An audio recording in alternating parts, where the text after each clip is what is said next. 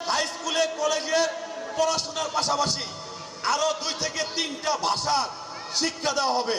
ঢাকা 17 আসনে তারেক রহমানের পক্ষে নির্বাচনী প্রচারণার অংশ হিসেবে নারীদের নিয়ে বিশেষ উঠান বৈঠক করেছে বিএনপি। বৈঠকে ফ্যামিলি কার্ড ও স্থায়ী আবাসন সহ বিভিন্ন উন্নয়ন পরিকল্পনা তুলে ধরেন দলটির নেতারা। বৈঠকে অংশ নেন ভাসানটেক এলাকার সাধারণ নারী ভোটাররা। বিএনপির উন্নয়নের রূপরেখা নিয়ে নিজেদের মতামত তুলে ধরেন তারা।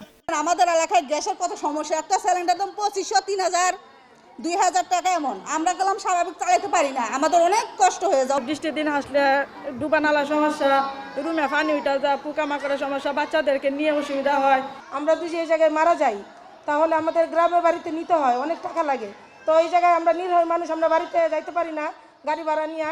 তারপরে আমরা যদি এখানে বাচ্চা মারা যায়, তো আমরা এই জায়গায় যদি মাটি দিতে চাই তাহলে জায়গা কিনে আমাদেরকে মাটি দিতে হয়। তো এটার জন্য একটু ব্যবস্থা করবেন আমাদের জন্য। এ সময় বিএনপির পক্ষ থেকে নারীর অর্থনৈতিক ও সামাজিক ক্ষমতায়নে ফ্যামিলি কার্ড, স্থায়ী আবাসন, নিরাপদ পানি নিশ্চয়তা এবং উদ্যোক্তাদের জন্য সহজ শর্তে ঋণের প্রতিশ্রুতি দেওয়া হয়। নিম্নবিত্ত পরিবারে নারীদের মধ্যে আমরা ফ্যামিলি কার্ড দিব, এরপরে পর্যায়ক্রমে আমরা 4 কোটি দিব।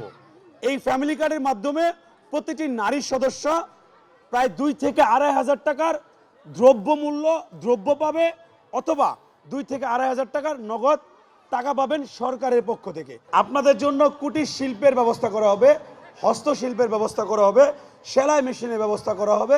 এগুলোর জন্য আবার সুদবিহীন স্বল্প ঋণ দেওয়া হবে সরকারিভাবে। কন্যা শিশুদের দক্ষতা উন্নয়নে বিভিন্ন পরিকল্পনার কথা তুলে ধরেন বক্তারা। শবনব নিবিড়, সময় সংবাদ, ঢাকা। কি বুকে বাংলাদেশ আর হাতে বিদেশি? এই যে হোয়াইট প্লাস প্রো সেনসিটিভ স্কয়ারের